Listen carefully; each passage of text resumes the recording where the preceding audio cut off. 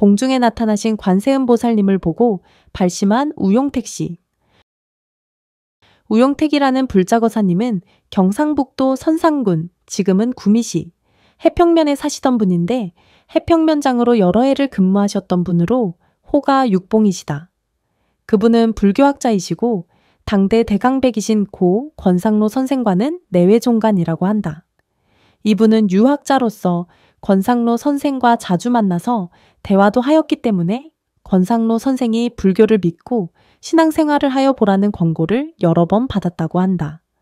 그러나 우용택 씨는 유교의 정신이 몸과 뼈에 사무친 사람이라 들은 척도 하지 않을 뿐만 아니라 불교는 이단이요 미신이며 허무적 멸지도라.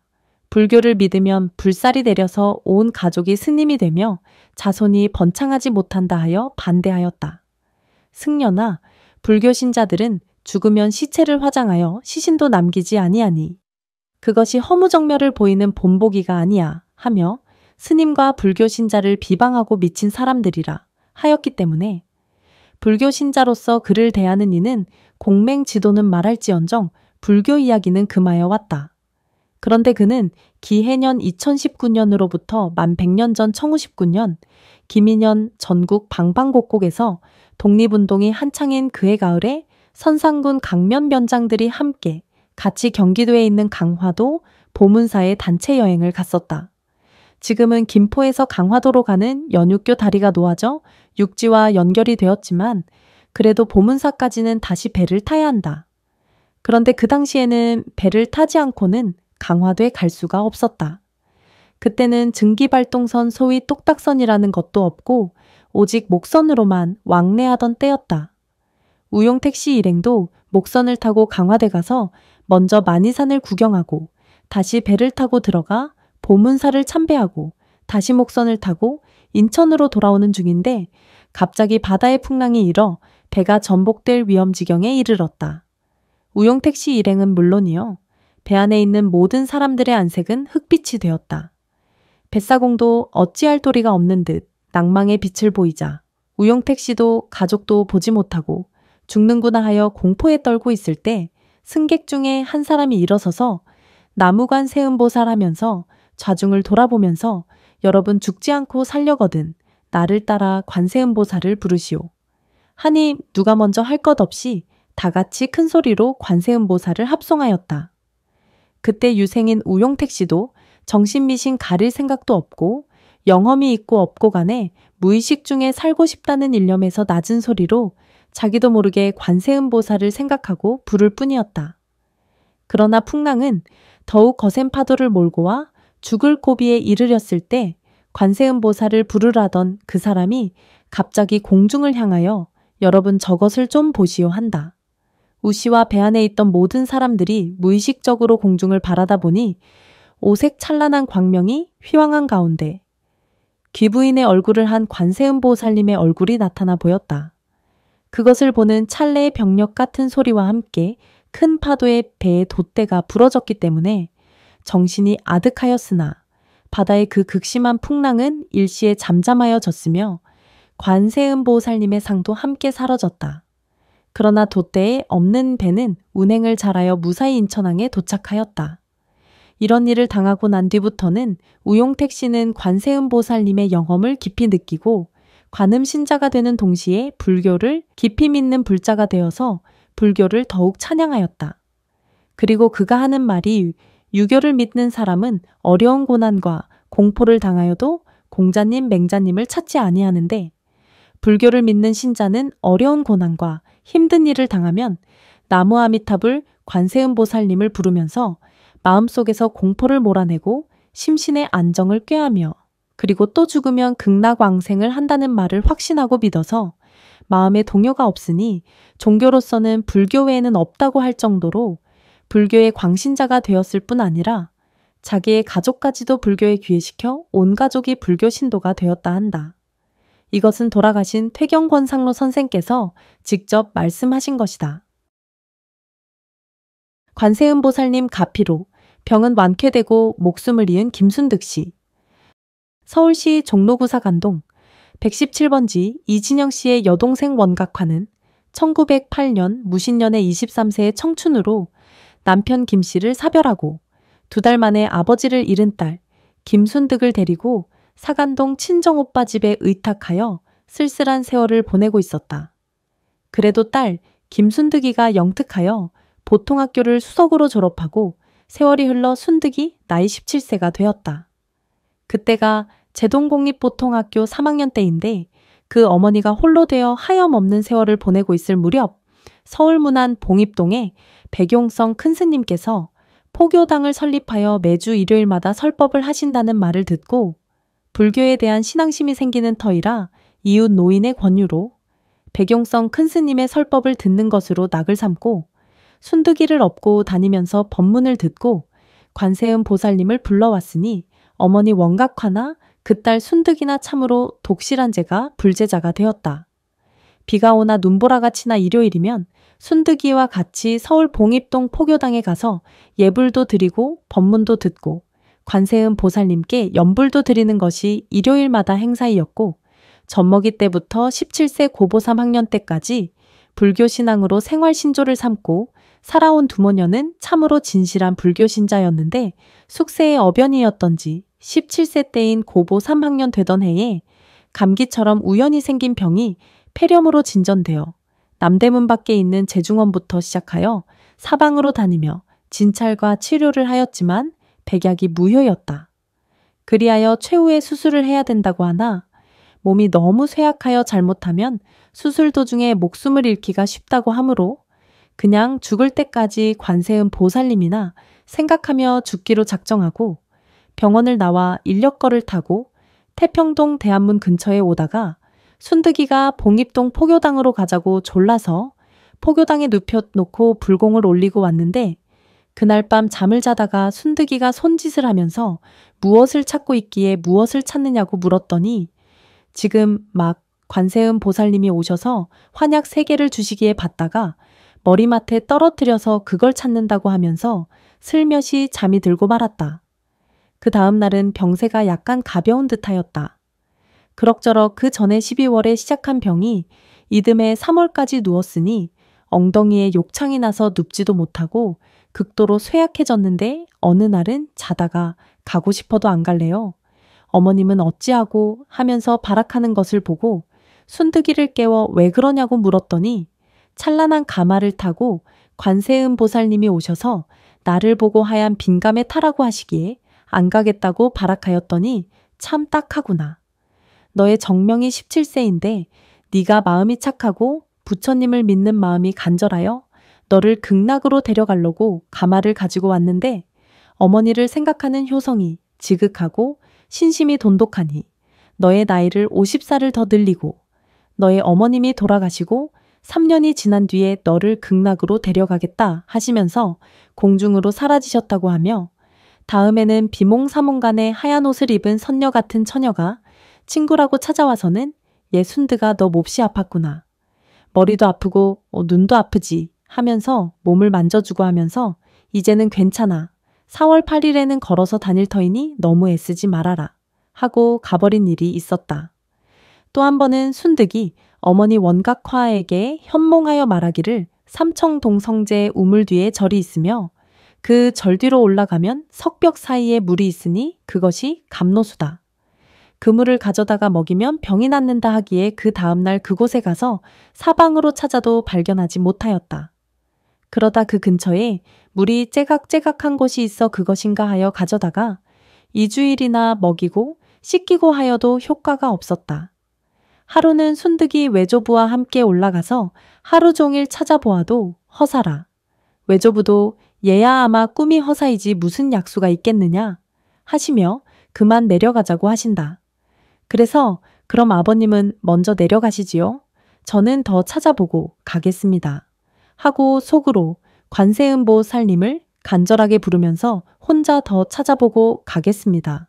하고 더 올라가서 찾아보기로 하는데 그 아버지가 그렇다면 나도 더 가보자 하고 북악산 꼭대기에 거의 다 올라간 곳에 돌 틈에 물이 고여있기에 그 물을 가져다가 먹이고 씻기고 하기를 7일 동안 하였더니 고름이 멈추고 차차 병색이 없어지더니 과연 4월 8일에는 제 발로 봉입동 대각사 포교당에 걸어갔다 왔다고 하였다는 말을 원각화가 하는 이야기를 들었다고 하는 말씀을 석주 큰스님께서 들었던 이야기이다. 이 두 모녀의 눈에는 북악산 전체가 관세음보살님의 탱화로 보이고 그 약수터는 관세음보살님의 왼편 겨드랑이로 보였을 것이다. 김순득이는 17세 때에 꼭 죽게 된 병이었는데 관세음보살님의 가피력으로 살아난 것이다. 이 이야기는 지금 서울에 계시는 스님들도 많이 알고 있으리라고 생각한다. 이 글은 1924년 불교 창간 후 신심과 효성이 지극한 김순득이 명부에서 인간해 라고 한 기사를 전교한 것이기도 하다. 남의 이름난 총각귀신 천도. 경남 남해군 삼동면 고천리에 총각귀신이 발동하여 그 근방에 사람으로서 모르는 사람이 없는 사실이다. 지금으로부터 100여 년 전의 일이다. 고천리의 이치상이란 사람의 큰딸이 관연해서 이웃 동네로 시집을 갔는데 그날 저녁에 신부가 시댁 조상을 뵙는다는 그곳 풍속에 따라서 진수와 과일을 괴어놓고 밥을 짓고 떡을 쪄놓았는데 잠깐 부엌기 빈 사이에 밥이고 떡이고 다 없어져 버렸다. 궤변이 생겼다고 의심하고 다시 밥을 지어 놓았는데 밥을 풀려고 솥을 열어보니 빈솥뿐이고 밥이 없어졌다. 이것이 귀신의 장난이라 하고 큰 소동이 났다. 그런데 지감이 있다는 사람의 말이 신행날을 잘못 가려서 그렇다고 하여 친정으로 돌아가서 무슨 예방을 하고 다시 돌아오도록 하였다. 그래서 친정에서도 귀신을 안위시킨다고 밥을 짓고 떡을 만들어 놓으면 역시 쏟은 빈 소티오 밥과 떡이 없어지고 만다. 집안에서 이것이 무슨 재앙이냐고 야단을 치는데 그때부터 큰딸 눈에는 웬 총각이 와서 밥과 떡을 가져가는 것이 보인다. 그러나 그것을 말하기도 어려워서 참고 있다가 결국은 그런 것을 어머니에게 말하게 되었다. 그러나 다른 사람의 눈에는 보이지 않았으므로 그 어머니가 딸에게 말하기를 그러면 그 총각이 보이거든 그를 꼭 붙잡고 왜 그러는가 물어보아라 고 하였다. 그러자 그 다음번에 그 총각이 또 왔다. 그래서 그 딸이 총각에게 묻되 대체 당신이 무엇이기에 이렇게 와서 장난을 치는 것입니까? 속이 시원하게 알아나 봅시다 하였더니 그 귀신 총각이 나는 삼동면 면직원의 아들로서 어느 때 아버지의 심부름으로 이 동네 앞 냇가를 지나다가 보니 당신이 거기서 빨래를 하고 있는 것을 보고 그 뒤로 마음이 울적하여진 뒤로부터 당신을 사모하는 생각이 밤이나 낮이나 끊어지지 않고 입맛조차 없어져서 철골이 되어 갔으나 청혼을 하기에도 잘 사는 댁과 못 사는 우리 집의 형편이 너무 차이가 져서 할 수가 없고 하여 나 혼자만 짝사랑을 하다가 시들어 죽었소. 그러던 차에 당신이 다른 집으로 시집가는 것을 보니 심사가 좋지 않아서 죽은 넋이라도 당신을 따르고 싶어서 그러한 것이오 한다. 그러고 보니 이 큰딸은 아무것도 모르고 있다가 날벼락을 맞은 셈이었다. 그러면 그렇게도 밥이 먹고 싶고 떡이 먹고 싶어서 그랬소 하였더니 나는 귀신이 되어도 얻어먹지 못해서 하도 굶주린 귀신이 되어서 그렇소 한다. 그렇다면 밥과 떡의 음식을 많이 줄 터이니 실컷 먹고 다시는 귀찮게 하지 마시오. 하고 음식을 풍부하게 많이 주어도 마찬가지로 떨어져 가지 않고 신부의 신랑이 와서 자던지 하면 돌멩이를 던지고 지붕에 불을 지르고 하여 여러 사람들을 놀라게 한다. 그래서 신랑도 기절초풍을 하여 다시는 오지 않고 다른 처녀에게로 장가를 가고 말았다. 그래서 이 큰딸은 하는 수 없이 독리밖에 움막을 짓고 혼자 살게 되었는데 총각 귀신이 와서 이 딸을 건드리고 가면 큰딸은 몸이 점점 말라서 수척하여지고 얼굴이 창백하여지며 병색이 완연했다. 이치상 시부처는 그 딸을 위하여 무녀를 불러서 굿도 하여주고 장님을 모셔서 경도 읽어주고 침 잘 놓는 한의원을 불러서 침도 마치고 약도 먹여보았으나 어느 한 가지도 듣지를 아니하였다. 그 딸은 총각 귀신에게 시달림 받기를 7년이나 계속하였다. 그러던 채 남의 용문사가 지장도량이고 거기 계신 덕 높으신 스님께서 이 소문을 듣고 찾아오셔서 이치상 씨에게 말씀하시길 당신 딸을 위하여 절에 와서 3, 7일간 지장기도를 모시면서 천도제를 봉행하여 보라고 권한다. 그래 그렇지 다른 것은 다 해보았으나 지장기도와 천도제는 봉행하지 않았구나 하고 그 스님의 말씀을 듣고 용문사에 가셔서 그 딸을 위하여 총각귀신 천도 기도를 하고 회양날에 제를 올리고 법사 스님을 청하여 독경과 설법을 하였더니 그만 총각귀신이 천도되어 가고 그 딸은 몸을 회복하여 완인이 되었다. 그러나 그 딸은 하도 소문이 굉장히 나쁘게 나서 장가들려는 사람이 없으므로 그 처녀는 몸을 화류계에 던져서 술장사를 하고 살면서 열심히 일심으로 연불 공부를 하는 불교 신자가 되었는데 그 누가 도와주지 아니하여도 의식 걱정이 없이 잘 살았다고 한다. 이 이야기는 외정시대의 남해군 삼동면 고천리에 사시는 배황우 씨가 친히 보았다고 구술한 것이다. 관음기도로 면종이 쾌유된 조보배양.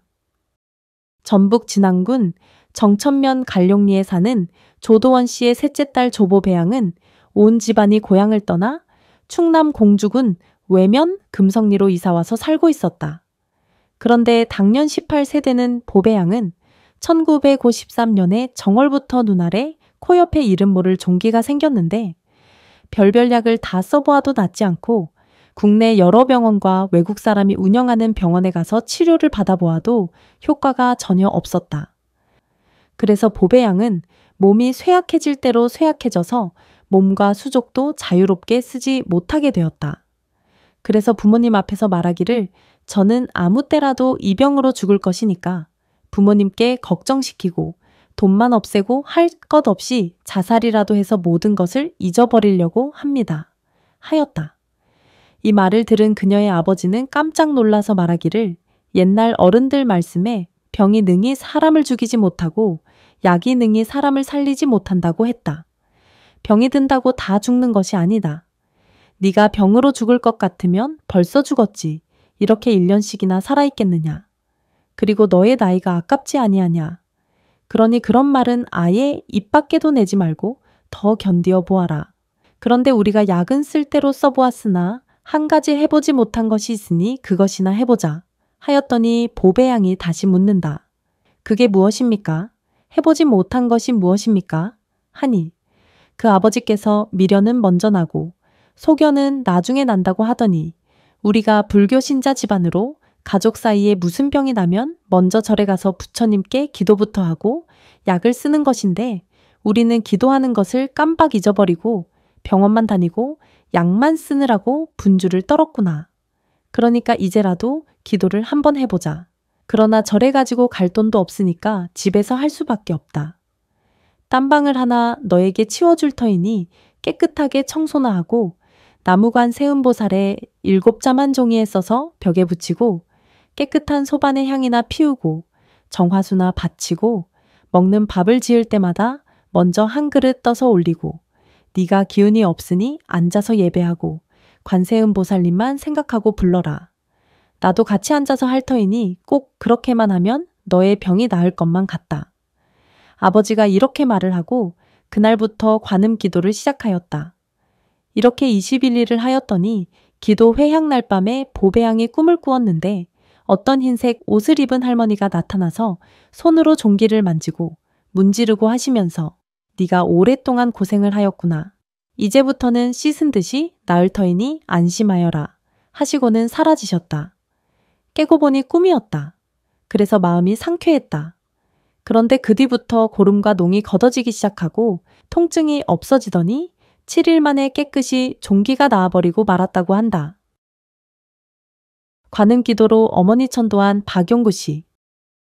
충남 논산군 채당면 중리에 사시는 박용구 씨는 평소에 그 어머니에게 효성이 지극한 사람으로서 그는 어머니가 생존 시에도 늙어가는 어머니의 얼굴을 쳐다보고 가실 날이 가까워짐을 몹시 슬퍼하면서 천도를 하여 드리기 위하여 논산군 반락산 관촉사로 달려가서 은진미륵이란 석불 관세음보살님께 49일 동안의 관음 기도를 올리고 생전 49제를 올리는 회향일 3월 6일 밤에는 석불 관세음보살님의 양미간에서 방광을 하여 오색이 영롱하게 먼 거리까지 비추었다.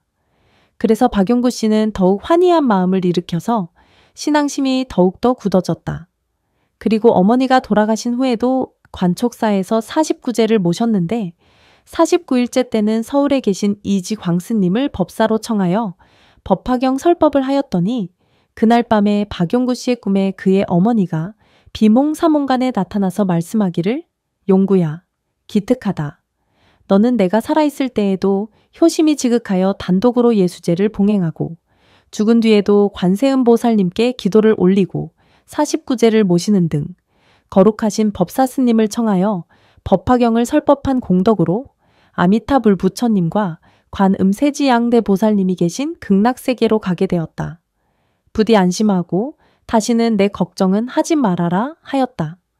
그래서 이 꿈을 얻은 박용구 씨는 관촉사의 독실한 신도가 되어서 관촉사에 대한 불사라면 누구보다도 발 뻗고 나서서 잘 도와드렸다고 한다. 이 이야기는 기해년으로부터 96년 전의 일이다. 남태평양 바닷속에 떨어져서 거북을 얻어 타고 14시간을 헤매다가 살아난 김정남의 기적. 1969년 8월 23일에 우리나라 부산 거주하는 화물선 승무원인 27세 김정남 씨는 미국 남태평양 바다에서 실족하여 바다에 빠져서 수영 중에 거북을 만나 거북의 머리를 잡고 등에 올라서 14시간 헤매다가 9호선을 만나서 살아난 세계적 기적을 나타낸 일이 있었다. 이것은 한국일보에 보도된 1969년 8월 31일의 기사를 참조하여 적어본다. 1969년 8월 23일 새벽 2시 때였다. 김정남 씨는 장기항해에 하도 심심하여 동료 선원 5명과 같이 일본제 위스키를 나눠 마시고 보니까 술 기운에 몸이 화끈 달아올라서 바람을 쐬려고 갑판에 나갔다. 갑판 위엔 아무도 없었다. 그가 오른편 선칙 중간쯤에 이르렀을 때 선체가 심하게 뒤흔들리면서 요동하는 바람에 그만 실족하여 새까만 칠흑 같은 바다 속으로 떨어지고 말았다. 삽시간의 일이다. 그는 정신이 들어서 고함을 쳤으나 그를 떨군 화물선 리베리아호는 금방 어둠 속으로 사라지고 말았다. 목표물을 잃어서 방향을 잡을 수가 없게 된 김정남은 이리저리 해수욕하는 식으로 바다 위에 떠 있을 수밖에 없었다. 날씨는 다행히 좋은 편이었으나 파도는 꽤 세차게 일어났다. 그런데 그의 눈에는 바위덩이 같은 게 밀려오는 것이 마치 무슨 때가 밀려오는 것 같이 보였다. 그 지역은 본래 상어가 많은 곳이라 이렇게 착각하기도 쉬운 것이다. 그런데 막상 맞다들여 보니까 그것은 상어가 아니고 거북이었다. 신장이 1미터는 되는 것 같은 큰 거북이였다. 기진맥진했던 그는 물에 빠진 사람이 실오라기를 잡듯 헤엄쳐 가서 무조건 붙들고 봤다. 그는 두려움과 기진맥진한 속에서도 80%는 살았다고 생각하였다는 것이다.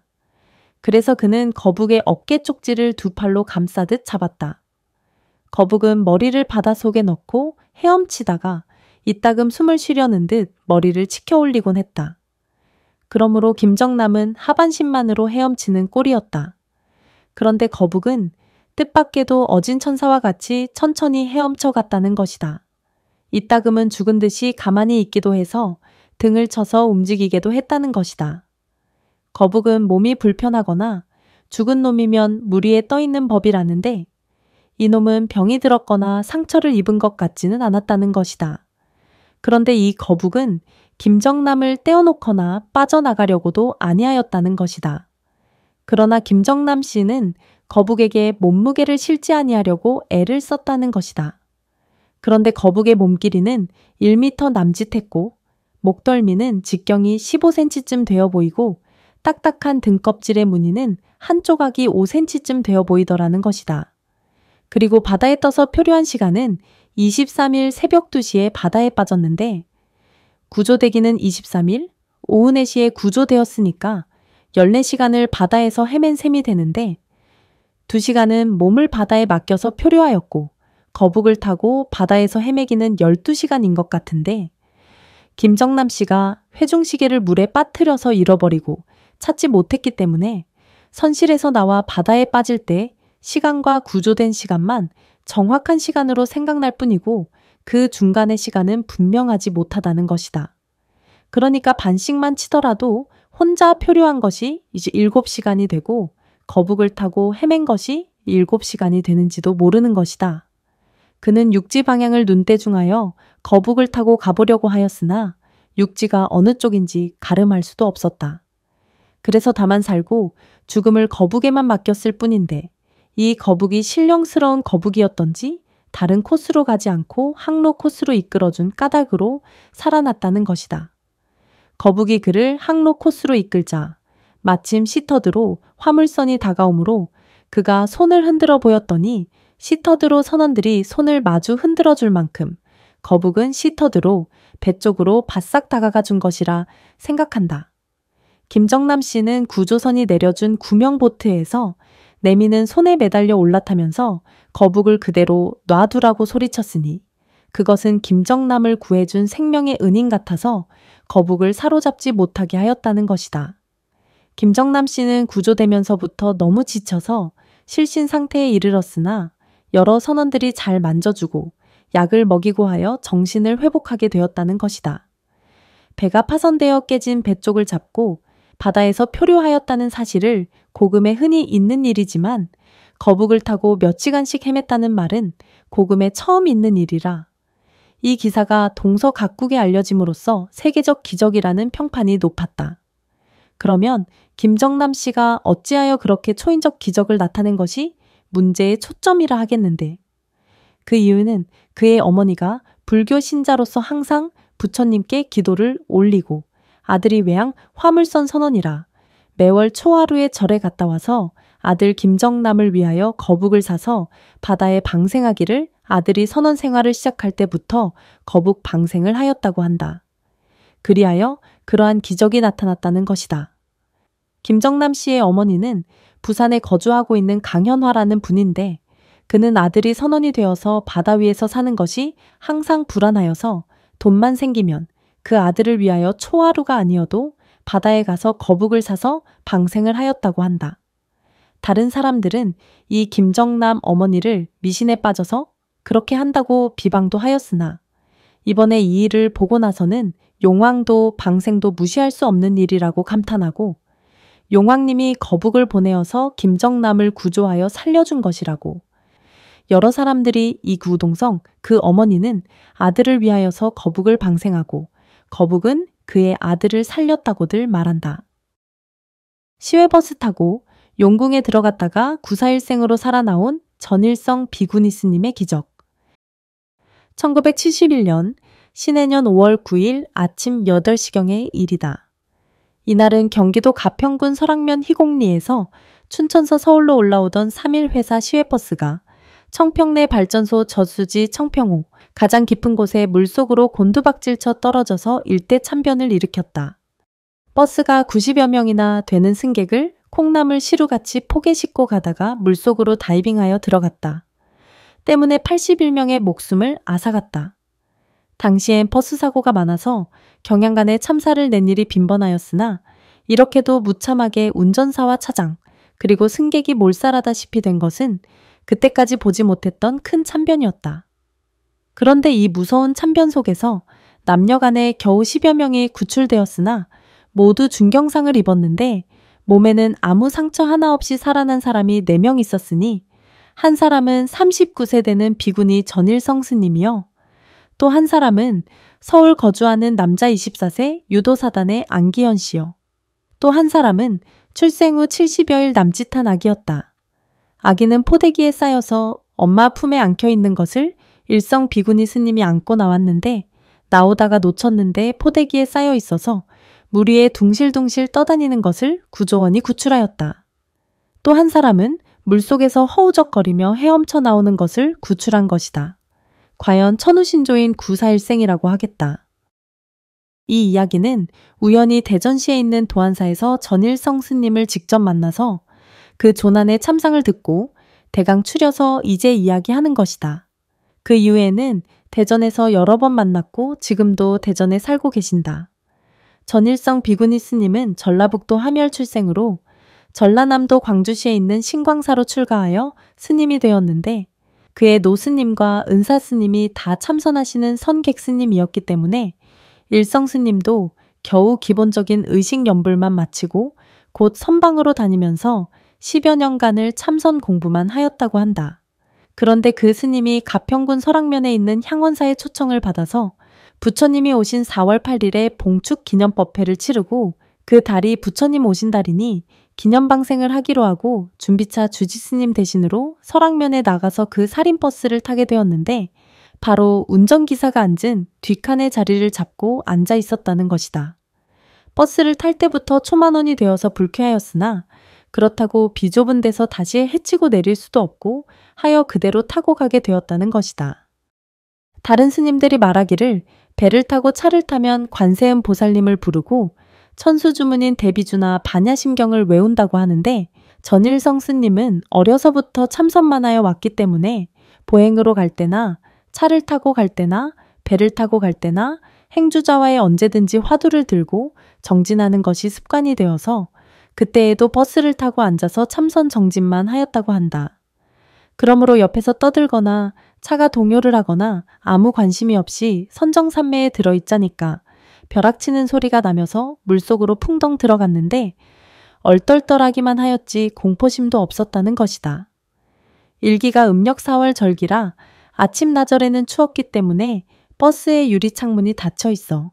승객들이 아우성을 치고 유리창문을 부수는 사람도 있었으나 육지와 달라서 열린 창문으로 물이 들어오기 때문에 손을 쓸 새도 없이 물을 들이키고 질식하여 죽은 이가 많은 모양인데 버스의 맨 뒷칸에 서서 있던 사람은 승강구 문을 부수고 나와서 생명을 건진 자가 약간 있었으나 버스 앞칸에 포개어 서 있던 사람은 승강구의 문이 열리지 않아서 그대로 운전사와 같이 질식하여 죽었다는 것이다.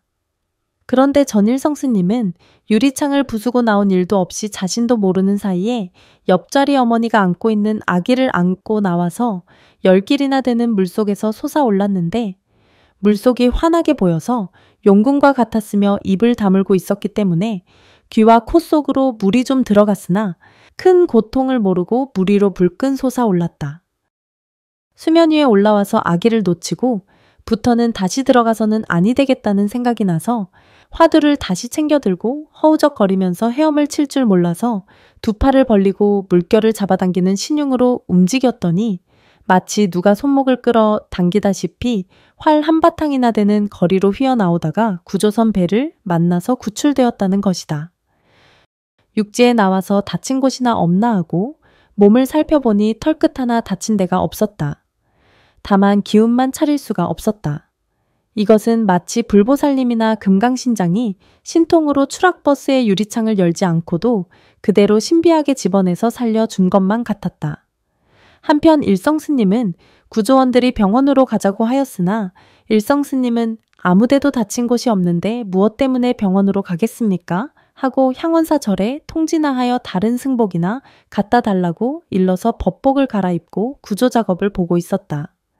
잠수부들이 조난자의 유해를 건져내서 노변에 늘어놓았다. 마치 가을 김장 때에 배추나 무를 뽑아 늘어놓은 것 같았다. 일성스님은 이것을 보고 눈물이 비오듯 흘리면서 불쌍하고 가엾은 생각을 금할 수가 없어서 그네들의 애혼을 위하여 연부를 하여주고 경을 외워주었다. 그렇게 하자 유가족이 관의 통지를 받고 모여들어서 통곡을 하고 시체를 찾아 확인하고 부둥켜 안고 통곡하는 참상은 눈으로 참아 볼 수가 없었다. 그대로 아비규환이었다. 그러다가 이 비통이 흥분과 분노로 변하여 회사 측 사람과 관에서 나온 사람에게 대들어서 폭행을 가하려 하고 시체를 모시고 서울까지 간다고 데모를 하고 난동을 연출할 때에는 그대로 아수라장이었다. 더구나 죽은 이들의 보상금을 청구하며 소란을 피울 때에는 죽은 이를 위한 마음은 어디로 가고 돈에 대한 욕심만 내는 것 같아서 그대로 악의규환을 연출한 것 같았다. 그네들이 자기 집에서 죽었다면 몇만 원씩 들여서 장사를 지낼 것인데 회사 측에서 사과하고 장사도 후하게 지내주고 위자료도 상당히 고려하여 주겠다고 하는데도 불구하고 더욱 격앙하여 난동을 피우고 하는 것을 볼 때에는 유가족들이 돈만 알고 망자는 잊어버린 것도 같았다. 사람의 마음은 경우에 따라서 시시각각으로 변하는 것 같았다. 그런데 일성스님의 머릿속에는 그네들이 떠드는 것과는 아랑곳 없이 81명의 영혼이 아우성을 치면서 스님은 이미 불보살님의 가피력으로 살아나시었으니 우리 불쌍한 영혼을 법력으로 건져내서 영혼이 물귀신이 되어서 떠돌아다니는 중음신이 되지 않게 하여 주십시오 하고 온몸에 매달리는 것만 같았다.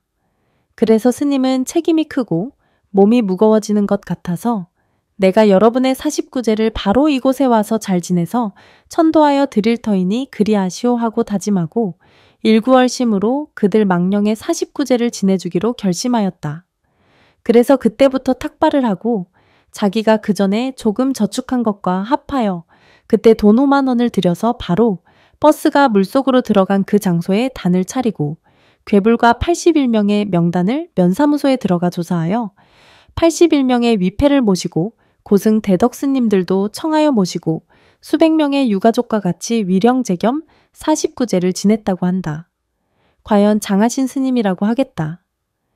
그리고 생후 70일 된 생존 여아는 그 아버지가 폭행으로 교도소에 가 있어서 그 어머니가 면회 겸 아이의 부녀 상봉을 위해 면회를 가다가 죽었으니 아기 키울 사람이 없어서 그 아버지 출소할 때까지 일성 스님이 키우다가 그 아버지 출소 후에 돌려보냈다고 한다.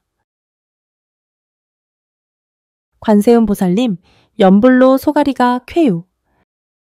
서울 종로구 연지동 94번지에 사시던 분으로 불교 거사림의 지도법사이시기도 하신 이성재 씨의 선치는 소시 때부터 속이 치미는 소가리병이 있어서 주기적으로 병이 발작하여 심한 고통을 겪어왔다. 신구 이원을 찾아 약도 많이 써보았으나 별다른 효험이 없었다. 그러나 그가 중년에 이르러 불교에 귀의한 후 어느 날 적병인 소가리가 치밀어서 격렬한 고통이 오므로 이날은 가부좌 자세로 몸을 가다듬고 이빨을 악물고 고통을 참아가며 일심으로 관세음 보살님을 염송하는 데 심신을 기울였더니 어느 날 비몽사몽간에 좌우에 동자를 거느리신 흰옷을 입으신 백의 관세음 보살님이 바로 앞에 나타나시더니 손에 쥐고 계시던 감로수병을 기울이며 물을 받아 마시라고 하시므로 그 물을 받아 목에 넘기는 찰나에 깨어보니 조금 전까지의 아픔이 씻은 듯이 가시고 오히려 상쾌함이 비길 데가 없었다고 한다.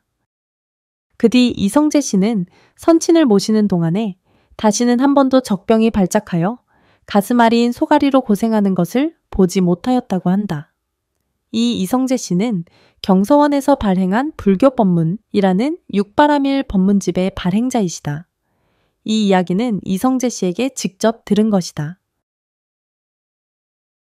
관음기도로 화제를 모면한 한거사. 서울에 사셨던 한여여 거사는 본래 불교를 신행하는 집안으로 자기도 부모님을 따라서 불교를 독신하고 관음주력을 많이 하면서 관음기도를 많이 해왔다. 지금부터 약 90년 전에 서울 시내 동대문 밖 창신동 안양암절에서 정문을 들어서면 왼쪽에 화강 암천연 석벽에 부조로 새겨 모신 웅장한 관세음 보살님 입상이 계시는데 이 관세음 보살님이 조성 완료되는 날에 봉불식을 올리느라고 신도들 수백 명이 모여서 의식을 봉행하고 그날 저녁에 기념으로 철야 관음기도 모시고 다음날 새벽녘에 쉬고 있는데 한여여 거사도 봉불식에 참여하고 그날 밤 밤새도록 관세음 보살님을 마음으로 염하고 입으로 열심히 부르면서 뜬 눈으로 밤을 새우며 기도를 하였다. 그러다가 조금 휴식 시간을 가져 잠깐 눈을 붙이게 되었는데 비몽사몽간에 신비한 현몽을 얻었다. 당시 한여여 거사의 집이 지금의 종묘 앞 길가 동쪽에 있었는데 그때 집 바로 앞에는 도랑물 실개천이 흐르고 있었다. 한 거사는 이 집에서 전당포를 운영하고 있었다. 이날 한 거사에게 현몽이란 것은 다른 것이 아니라 집에 불이 나 보인 것이다. 꿈속인데 집 전당포에 불이 붙어 화염이 넘실거리는데 호련히 한 분의 백의관세음 보살님이 나타나셔서 좌우에 거느린 동자를 지휘하여 집 앞에 있는 개천물을 퍼서 불길을 잡고 있는 광경이 역력하게 보였다. 한거사는 깜짝 놀랐겠니 꿈이긴 하나 마음이 불안하여 의심을 품고 줄다름질로 집 앞까지 다다랐는데 집에는 아무 이상이 없었다. 허망한 꿈을 꾼 것이라고 생각하면서 대문을 들어서서 전당포 사랑문을 열어보니 아니나 다를까? 전당포 방 안의 연기가 자욱하지 않는가? 어찌된 영문인지 도무지 알 수 없어 방문을 열고 살그머니 들어가서 자세히 살펴보니 연기가 나오는 곳은 아랫목 자리를 깔아놓은 곳이므로 연기 속을 무릅쓰고 더듬어 보니 이게 또 웬일인가? 자리 밑은 반이나 타버렸는데 그 둘레와 방바닥에는 물기가 축축하게 괴어 있어 불이 더 이상 번지지 않은 것이다. 나중에 알아보니 불을 너무 떼어 과열 때문에 자리가 탄 것까지는 알았으나 둘레의 물기는 어디서 왔는지 도무지 알 수가 없었다. 한거사는 아무리 생각해 보아도 이것은 관세음 보살님께서 군안의 손길을 보여주신 것이 틀림없다고 확신한다면서 한여여 거사가 이성재 씨의 집에 와서 이 씨의 선친과 이야기하는 것을 이성재 거사가 똑똑히 들었다는 것을 산승이 젊은 시절에 들은 이야기이다. 칠성기도로 부자가 된 교윤공 씨. 경기도 용인군 용인면 삼가리. 지금은 용인시 처인구 동백죽전대로 111-14의 화운사를 창건한 연한차씨 교윤공인데 호는 우암이다. 그는 경기도 수원시 출생인데 아버지는 서강공이요. 어머니는 인동 장씨인데 교윤공은 불행하게도 69세에 세상을 떠났다. 만약 생존하였다면 그가 병신생이니까 124세이다. 그런데 그는 69세에 고인이 되었다. 그런데 그분은 한동안 수원부자로 유명하였고 시외버스를 100여 대를 보유하고 합승차를 20여 대를 가지고 있던 차부자라는 말을 듣던 분인데 그분이 이렇게 자수성가하기까지는 숨은 애화가 있다. 그분은 어머니가 불교의 독실한 불자이므로 그도 따라서 불교를 반대하지는 아니하였으나 처음부터 독신자는 아니었다. 그는 부모님의 생존시의 부자는 아니되 남에게 신세질 정도는 아니었다. 그래서 교윤공 씨가 7, 8세 때에 독선생한테 글을 배우기가 죽기보다 싫었다고 한다. 그러나 그는 돈을 벌어서 한번 부자가 되어 보겠다는 생각은 간절하였다. 그래서 그는 15세 때에 혼자서 돈을 벌어보려고 장사를 시작하였는데 나이가 어리고 장사의 경험이 적어서 부모가 미천을 대주면 대주는 대로 실패하였다.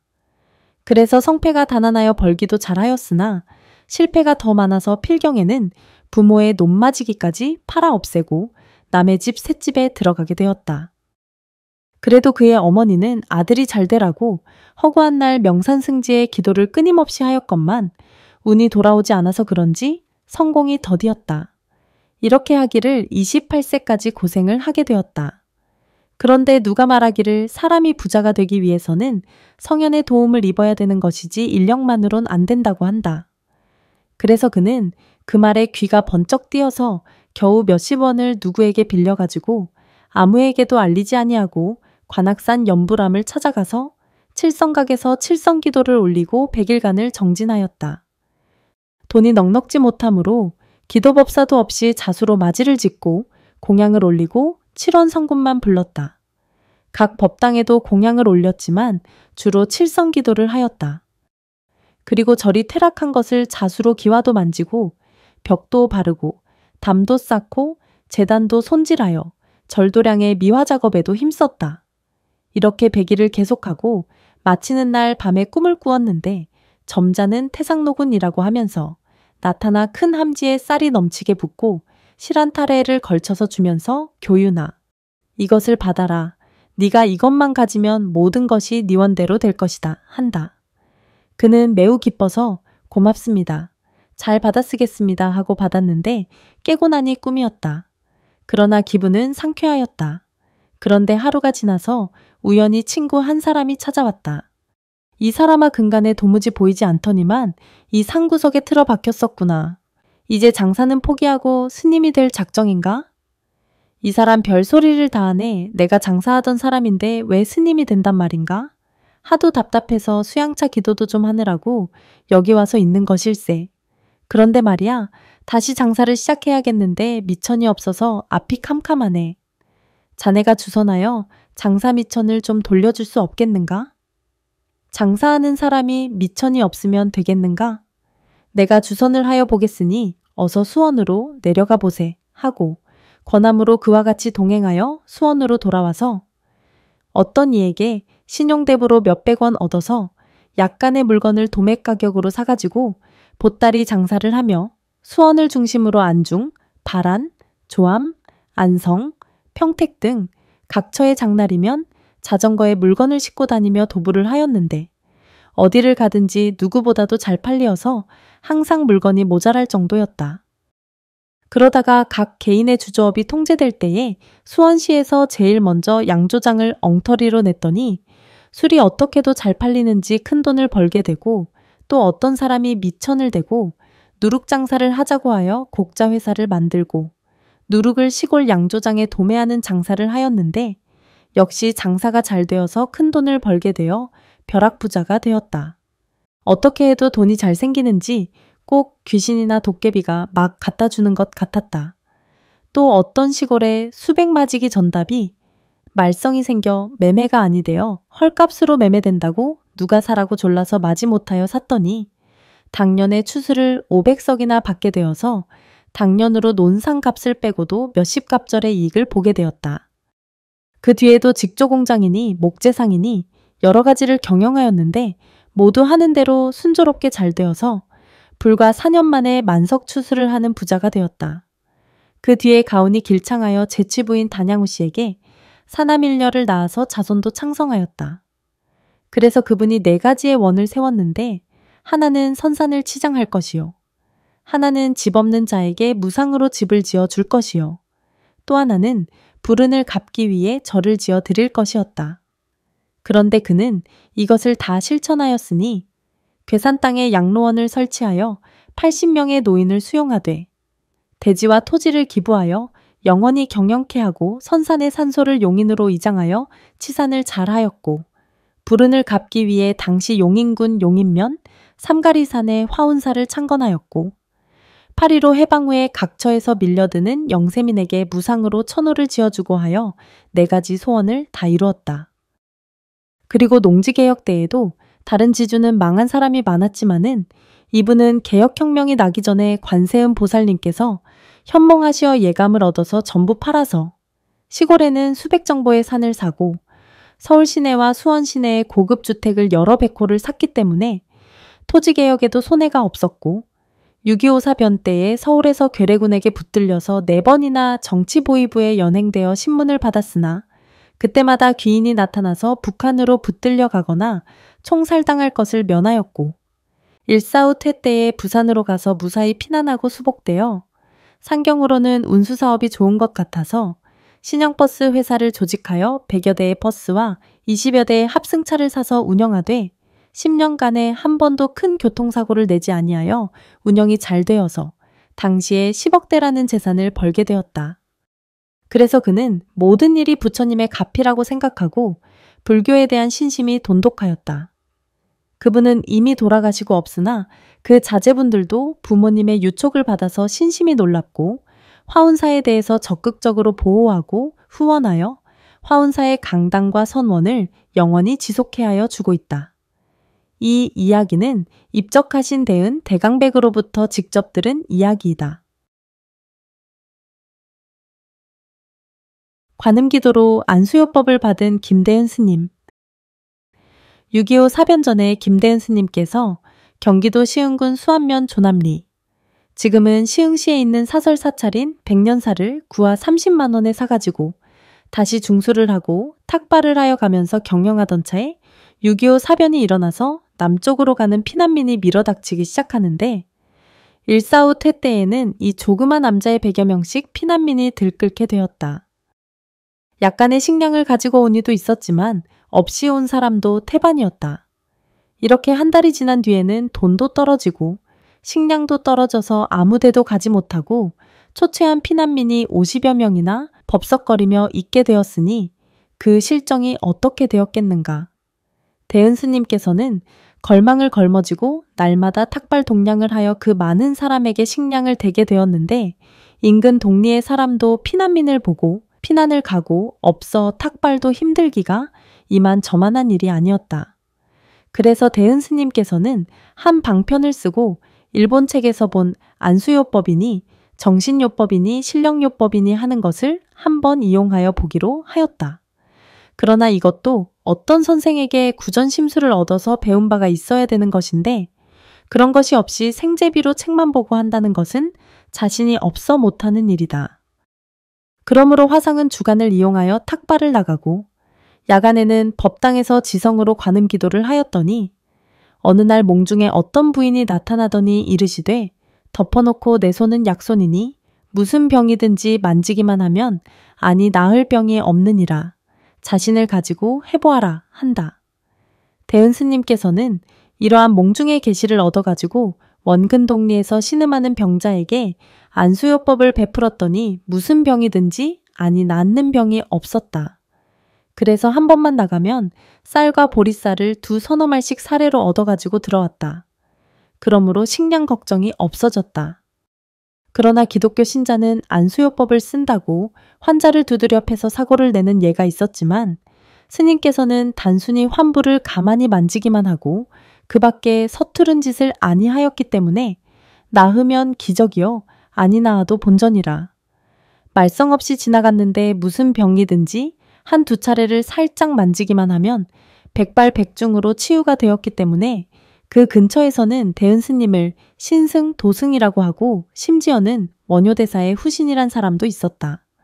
그리고 그곳에서는 대은이란 이름도 모르고 장군제절의 김법사라고 해야만 알게 되었다. 더구나 전후에는 장질부사 열병이 심하여 집집이 병자였는데 일일이 찾아다니며 환자에게 대은 스님이 손만 대면 그만 열이 식고 고통이 없어지며 빨리 낫기 때문에 누구든지 이 병은 꺼리는 것인데 일부러 찾아다니며 수고를 하여 준다고 하여 감탄하는 이가 많았다. 이러한 중병이 잘났는데 여간한 두통, 복통, 위장병, 미친병, 신경쇠약증, 신경통, 눈병 같은 것쯤은 문제가 아니었다. 그러나 전쟁이 끝나고는 그런 것을 중지하시고 응하시지 않고 연기와 명기가 빠졌다고 하시면서 들어주지 않고 자기 수행에만 열심히 하시면서 학인들께 강의와 각사 법회만 응하셨다. 대은 스님께서 피난민을 먹여 살리기 위해서 안수하실 때에는 안진뱅이도 일어나게 고쳐놓고 소아마비도 고치고 하여 의사가 아닌 신이란 말까지도 들었다고 한다. 불발탄이 떨어진 이응섭씨 땅의 기적. 6.25 사변이 일어난 뒤로 경기도 광주읍 경안리, 지금은 경기도 광주시로 읍민이 전부 피난을 나갔고 읍 전체는 불바다가 되어서 소실 안 된 집이 없었다. 이때에 이응섭이라는 불교 독신자인 거사가 있었는데 피난을 나가고 싶으나 아들, 딸, 며느리, 손자, 손녀 등 어린 것을 합치면 18식구가 되니 이 대식구를 데리고 거리로 나가다가는 식량이 없어 객사할 것을 생각해야 될 것 같았다. 그래서 피난길에 죽으나 앉아 죽으나 마찬가지니 피난을 단념하였는데 읍에서 얼마 떨어지지 않은 광주 면내에 살고 있는 친척이 찾아와서 말하되 우리는 집을 비우고 어차피 피난을 가기로 하고 떠나가니 아저씨께서는 이미 나갈 수가 없는 형편이시라니 집이나 보아주시고 농사 지어놓은 쌀이 많으니 마음대로 갔다가 잡수시오 하며 열쇠를 맡기고 가버린다. 그래서 이 씨는 군청 소재지에 있는 것보다는 다소 안도감이 들어서 부랴부랴하고 집을 비워놓고 촌으로 이사를 나간 뒤 불과 며칠 안 되어서 광주읍이 불바다가 되어서 자기네 집도 다 타버리고 말았다. 비행기 폭격이 심하여 이사간 동네에도 위태롭게 되었다. 그래서 이응섭 거사는 가족을 모아놓고 우리가 이래 죽으나 저래 죽으나 죽는 것은 마찬가지니 연불이나 실컷 하다가 죽으면 좋은 세상으로 갈 터이니 연불을 하자고 명을 내리고 자기가 먼저 관세음보살을 고성으로 부르니 식구 전체가 따라 부른다. 이와 같이 밤이나 낮이나 관세음보살을 불렀다. 비행기가 날아올 때는 방이나 부엌에서 몸을 피하고 악을 쓰면서 관세음보살을 불렀다. 그런데 하루는 울타리 앞마당에 대형 포탄이 하나 비행기에서 떨어졌는데 불발탄으로 떨어졌다. 그것이 만약 터졌으면 그 집 전체가 불바다가 되었을 거고 18식구가 시신도 못 찾고 몰살을 당했을 것인데 요행이 불발탄이 되었기 때문에 전 식구가 살아났다. 신기한 일이었다. 그래서 식구들이 모두 신심이 더욱 돈독히 하여 그 뒤에는 더욱 연부를 잘하게 되고 피난 갔다가 온 사람들도 불발탄을 보고 놀라며 연부를 하며 집을 잘 지켜준 보람이 있었다고 한다. 이것은 이 씨가 경험을 한 말이다. 이것을 보면 관세음 보살님은 위대한 법력과 신통력을 가지고 계신 보살님이라고 할 수 있다. 이 이야기는 직접 만나보았다는 고 서경보 박사님에게 들은 이야기이다. 버스 사고에서 다친 데 없이 털고 일어난 조자현 노스님. 지금 2025년으로부터 98년 전 서울시 성북구 도남동 보현사 주지 조자현 노비구니 스님은 80세가 넘은 고령의 노스님인데 98년 전 아침에 만원 버스를 타고 어떤 신도집을 방문하러 가시다가 서울대학 앞에서 버스가 브레이크 고장으로 옆으로 쓰러지는 바람에 노비구니 스님도 서 있다가 넘어지고 말았다. 어른아이 할 것 없이 장정들이 노스님을 짓밟고 차창을 부수고 뛰어내리는 소동에 굳으시는 발길이 노장님의 허리고 배고 머리고 어깨 쭉지며 가릴 것 없이 마구 밟고 넘어갔다. 그런 가운데 유리창이 깨져 튀어 올라오는 바람에 손과 안면상을 당한 사람도 많았다. 비구니 노장님은 이 찰나에도 아이고 관세음보살님 어떻게 늙은 몸을 못 죽여서 밟혀 죽게 합니까? 하고 관세음보살을 원망하면서도 입으로는 쉴 새 없이 관세음보살님을 열심히 부르고 있었던 것이다. 이 사고에서 사망자는 없었으나 중경상자 50여 명이나 되었다. 경찰이 오고 병원 앰뷸런스가 와서 모두 차에 싣고 대학병원으로 데려갔다. 노장님도 함께 실려갔다. 그래서 자기도 중상을 당한 줄로 알았다. 유리창을 깨고 뛰어나가는 사람이 유리파편에 손과 안면상을 당하고 나가면서 노장님의 법복에 피를 흘려서 상한 사람보다 노스님이 더 피를 흘린 것 같아서 다리가 부러졌거나 팔이 부러진 줄로 알았다. 옆에 사람들이 아이고 저 스님도 중상을 당했네 하고 고함을 치는 바람에 자기 몸도 매우 상한 줄로만 알았다. 그런데 병원에서 몸을 움직여 보니 아무 데도 아픈 곳이 없었다. 그리고 옷을 벗고 몸을 살펴보아도 한 곳도 다친 데가 없다. 법복에 남의 피가 묻어서 중상을 당한 것만 같았다. 의사가 진찰하여 보아도 역시 다친 곳이 없었다. 욕심이 많은 노장님 같으면 생떼를 부리고 치료비라도 받았겠지만 금전에 청렴한 노스님이라 보현사에 통지하여 갈아입을 승복만 가지고 오라고 하였다. 상자들이 울며 불며 승복을 가져가니 얘들아 남 부끄럽다. 울지 마라. 피만 많이 묻었지 한 곳도 상한 데는 없다 하며 옷을 갈아입고 택시를 타고 자기 절로 돌아왔다. 절에 돌아와서도 아무 이상이 없었다. 이것은 관세음 보살님의 가피력이라고 아니할 수가 없다. 그것도 그럴 것이 노장님은 입산으로 30년 동안을 관음기도와 관음주령만 하고 지내왔으니까 아니 그럴 수가 없다는 것이다. 이 이야기는 47년 전에 성북동 정법사에서 석산 스님께 들은 이야기입니다. 독성기도로 간질병이 쾌차한 양재학 씨. 해방전 9년 지금부터 84년 전경에 서울 시내 원남동의 양성학 씨는 그 당시 50여 세로 복덕방을 경영하고 있었다. 그의 큰아들인 재학이라는 청년이 간질병을 앓으면서 여러 가지의 약을 쓰고 치료를 했으나 도무지 낫지를 아니하였다. 그런데 누가 말하기를 수유리 화계사디 삼성암에 계신 독성님께 기도를 하면 나을 것이라 하여 양 씨는 삼성암에 가서 주지스님에게 위탁 기도를 하였더니 기도의 양날 밤에 양성학 씨 꿈에 어떤 노장님이 오셔서 너의 자식의 병을 고치려거든 가람보 심단을 지어 써보라고 약방문을 일러준다. 깨고 보니 꿈인데 그는 그것을 명심하였다가 한약방에 가서 보심단을 한제를 지어다 먹이고 부터는 일생을 앓을 고질병이 아주 깨끗하게 낫게 되었다고 한다. 이 이야기는 당시 삼성암 주지였던 중현 스님께서 하는 이야기를 대은 스님께서 들었다고 한다. 재수없는 한의사에게 독성님이 환자를 소개하여 주다.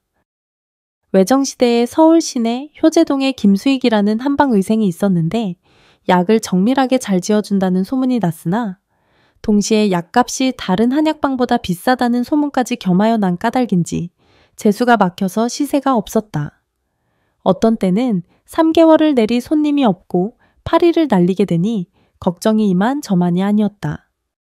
그런 차에 삼성암 독성님이 영험하시다는 말을 듣고 친척집에서 돈을 꾸어가지고 삼성암에 올라가서 독성님께 3일 기도를 정성껏 올리고 또 신중님께 기도를 올리고 내려왔다. 그런데 며칠이 지나 일본 사람인 등정 효차랑과 그의 아내 화자와 같이 자동차를 타고 찾아왔다. 여기가 김수익 씨 한약방입니까? 하고 묻는다. 그렇소. 하고 대답하였더니 저의 처가 10년 동안을 자궁병으로 고통 중이어서 안 써본 약이 없으나 효과를 보지 못하였는데 요새 연삼이를 두고 몽중에 어떤 노인이 찾아와서 약을 쓰려거든 효제동에 있는 한의사 김씨를 찾아가라고 하기에 찾아왔습니다. 그러니 병을 진찰하고 고쳐주십시오. 한다. 그래서 진맥을 한 후 처방을 내서 첩약 60첩 세제를 지어주고 한국인 식모를 시켜서 잘 다려 먹으라고 부탁하였다. 물론 약값도 고가로 비싸게 받았다. 그런데 그 뒤 들리는 말이 그 일본 사람의 부인은 그 약을 먹고 병이 씻은 듯이 쾌차되고 옥동자까지 나았다는 말을 들었다. 김약국은 다행으로만 알고 있었는데 그 뒤 2, 3년을 지나서 그 일본 사람 내외가 찾아와서 치사를 하면서 막대한 금전을 내놓는 것이다. 그러나 김약국은 그 당시에 고가로 약값을 받았는데 이게 무슨 일이냐고 거절하였다. 그랬더니 그들이 그대로 돌아가더니 의정부에 큰 과수원을 사서 등기된 문건을 갖다 주고 억지로 받으라고 해서 할 수 없이 받아서 부인이 과수원을 경영하게 하고 김약국은 의협에 종사하였는데 그 이후부터 약국이 잘 되었고 그 소문이 서울 장안 원근에 퍼져서 환자가 장사진을 치고 들이닥쳐 불과 몇 년에 큰 부자가 되었다고 한다. 나한기도로 안팎 곱사 등이 펴진 임수동. 지금으로부터 85년 전의 일이다. 이회명 스님의 상자되는 정찬종 스님이 있었다. 그분의 친척되는 임선달이 충남 공주읍에서 미곡상을 하고 있었는데 그분의 큰아들인 임수동이가 어려서 우연히 척추신경통으로 고생을 하더니 안팎 곱사 등이 되었다.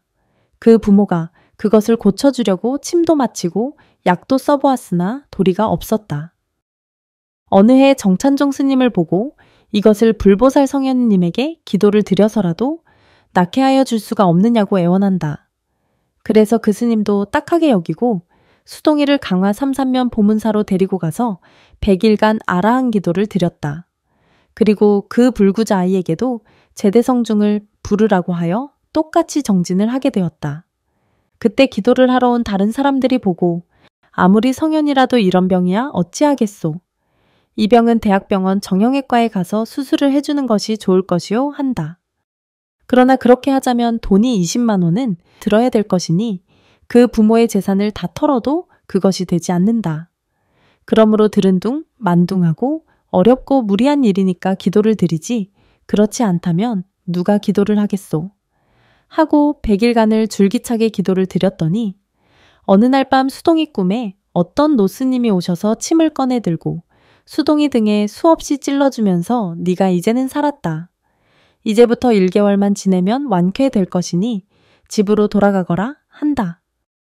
그래서 정찬종 스님은 기도를 마치고도 동정을 살펴보려고 1개월간 보문사에 더 머물러 있었다.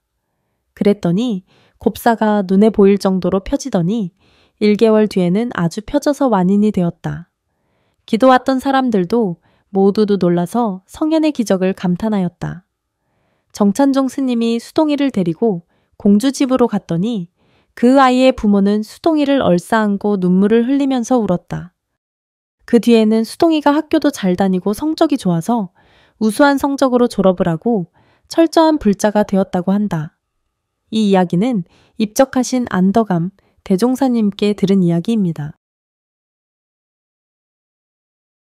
귀인을 만나 크게 성공한 신덕현 씨.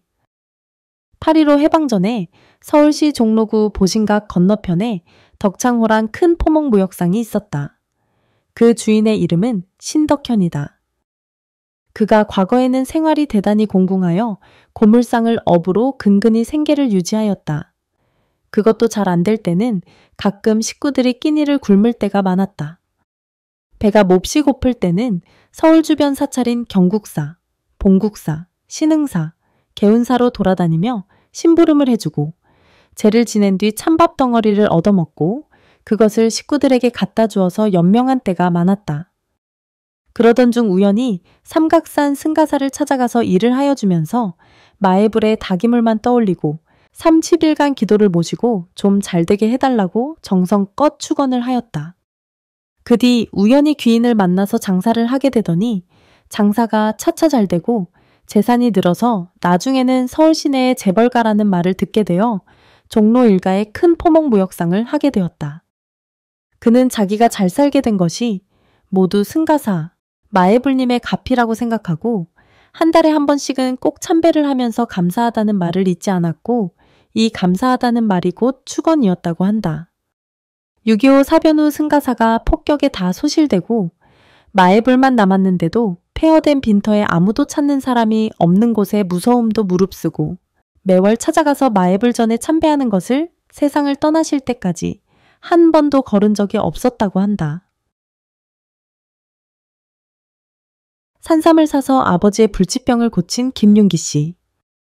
55년 전에 서울 시내 신촌에 사는 김윤기란 사람이 있었는데 그의 아버님이 당시로부터 10여 년 전에 신경통으로 몹시 앓더니 점점 온몸의 골절이 쑤시기 시작하여 걷지도 못할 뿐 아니라 앉지도 서지도 못하는 중환자가 되었다. 약도 별별 약을 다 써보았으나 아무 효력이 없었다. 그래서 어떤 용하다는 한의사에게 물어보았더니 주먹만 한 동자삼이란 산삼을 얻어먹기 전에는 나을 수가 없다고 하였다. 그러나 그런 산삼이란 것은 돈이 아니라 금을 주어도 사기가 어려운 것이다. 그래서 그는 성현의 실력이 아니면 얻기가 어려울 것이라 생각하고 서울시 세검정에 있는 옥천암 해수관음이 영험하시다는 말을 듣고 3, 7일간 관음 기도를 모시었다. 기도를 마치고 돌아오는 길에 서울 시내에 있는 어떤 아는 부잣집을 찾아갔더니 마침 강원도 오대산에서 왔다는 신만이 산삼 장사를 만나게 되었다.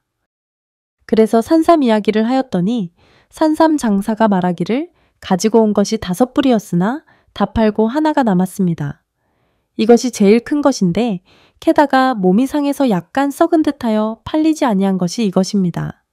그래서 다른 것에 비하면 반값밖에 아니 받겠다고 하며 5만 원만 달라고 한다. 그래서 돈 5만 원을 구해서 그 산삼을 사가지고 집에 가서 진하게 끓어서 3번에 나누어 달여서 아버님에게 드렸더니 그것을 먹은 그의 아버지 김치종 노인은 사흘 동안을 꼼짝도 하지 않고 잠만 잔다.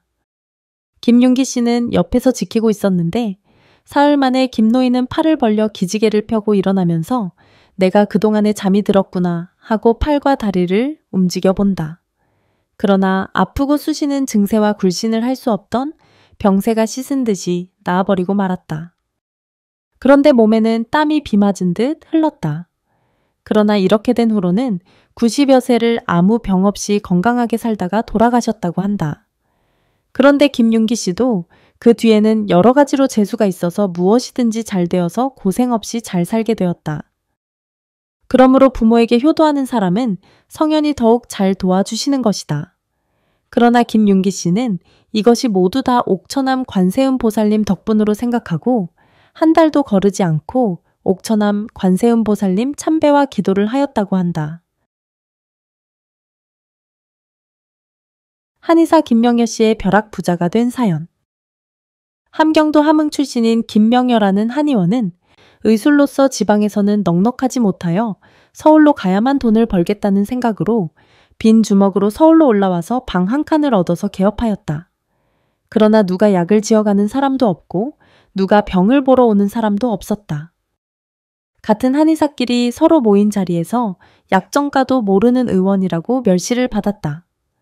김명여 씨는 그때 서울시 서대문구 현저동에 살고 있었으므로 선바위 또는 중바위라고도 하고 혹은 관음바위라고 하는 바위가 있는데 거기에 기도와 정성을 드리는 사람들이 많았다. 김명여 씨도 100일 기도를 정성껏 하였다.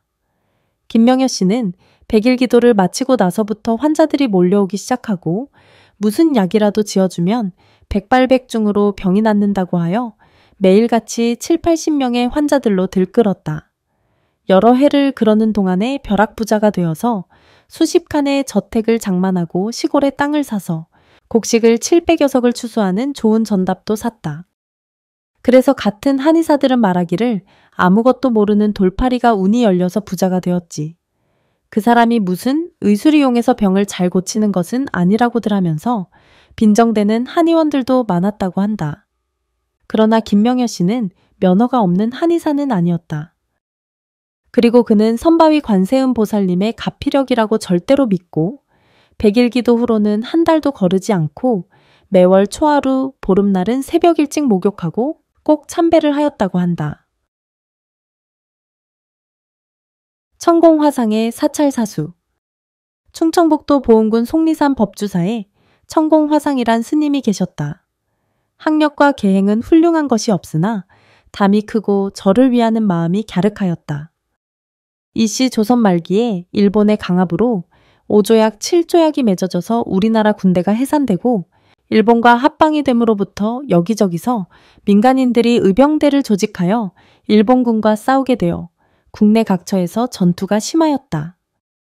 이때는 스님들도 의병으로 들어간 스님들이 많았다. 강원도 고성건봉사의 일봉 스님 같은 이도 당시에 저명한 대강사였지만 의병대장이 되어서 일본군과 싸우셨다. 그래서 그 스님을 일봉속이라고 불렀다. 이때 속리산 법주사는 으슥한 곳이므로 의병도 많이 왕래하고 소위 토벌대라고 하는 일본군도 자주 출입했다. 어느 때는 일본 군인이 와서 법주사는 의병의 소굴이니까 법당이고 요사체고 전부 불을 지르려고 했다. 100여 명 스님네가 다 도망가고 없는데 천공 화상이 혼자 지키고 있다가 불을 지르는 것을 막고 나부터 먼저 죽이고 불을 놓아라 고 하여 법당에 들어가서 부처님과 같이 타 죽겠다고 버티어서 화재를 면했다고 한다. 과연 위법망구의 목숨을 걸고 가람을 사수한 스님이라고 하겠다. 잊혀져 가는 것 같아 천공 화상 이야기를 적어본다. 이 이야기는 청주 수도원 벽산 스님께 들은 이야기이다.